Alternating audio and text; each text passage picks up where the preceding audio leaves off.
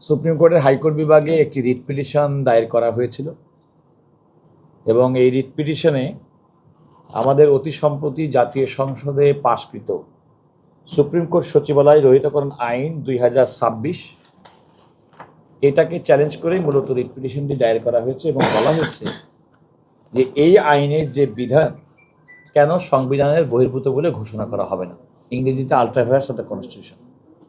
সুতরাং এই যে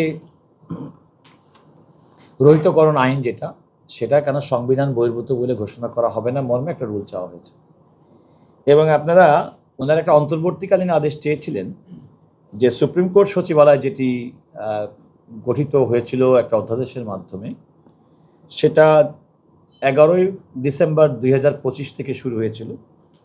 সেটা ব্যাপারের জন্য একটা স্থিতাবস্থা বজায় থাকে, মেইনটেনিং স্ট্যাটাস কো, সেটা ওনারা চেয়েছিলেন। তো হাইকোর্টের যে বেঞ্চে ওনারা এই মামলাটি দায়ের করেছিলেন, সেই বেঞ্চের সিনিয়র বিচারপতি তিনিই কিন্তু মূলত পূর্বের রায়টি দিয়েছিলেন। আপনারা জানেন যে আমাদের সংবিধানের 116 অনুচ্ছেদ সেটাকে চ্যালেঞ্জ করে একটা রিট পিটিশন দায়ের হয়েছিল। সেই রিট পিটিশন দায়েরের ফলশ্রুতিতে আলটিমেটলি 72 সালের যে সংবিধানে যেভাবে বিধান ছিল সেই বিধানটা কিন্তু আলটিমেটলি ফিরে এসেছে বলে ওই রায়বাদে বলা আছে।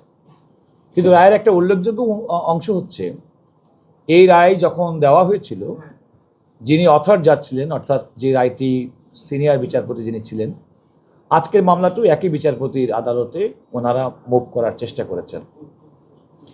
কিন্তু মূল যে রায়, যেটা ইতিপূর্বেকার যে রায়ের ভিত্তিতে সুপ্রিম কোর্ট সচিবালয় প্রতিষ্ঠা করা হয়েছিল, সেখানে কিন্তু সেই রায়টি কিন্তু চূড়ান্ত নিষ্পত্তিকৃত রায় নয়। এই কারণে নয় যে তখন মাননীয় বিচারপতিগণ মামলা রায় দিয়েছেন ঠিকই, কিন্তু আমাদের সংবিধানের 103 অনুচ্ছেদ অনুযায়ী একটা সার্টিফিকেট দিয়েছেন।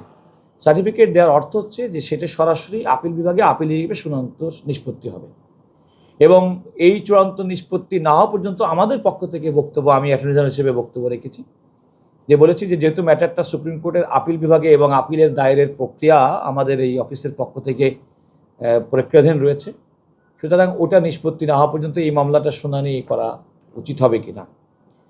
তবে আদালত নিজেও এক্ষেত্রে উল্লেখ করেছেন যে তিনি যেহেতু এই মামলার পূর্বের রায় প্রদানকারী বিচারপতি, যদিও বেঞ্চের এখন আরেকজন বিচারপতি পরিবর্তন হয়েছে, উনিও এই ব্যাপারে একটা কিছুটা দ্বিধাদ্বন্দ্বের মধ্যে ছিলেন।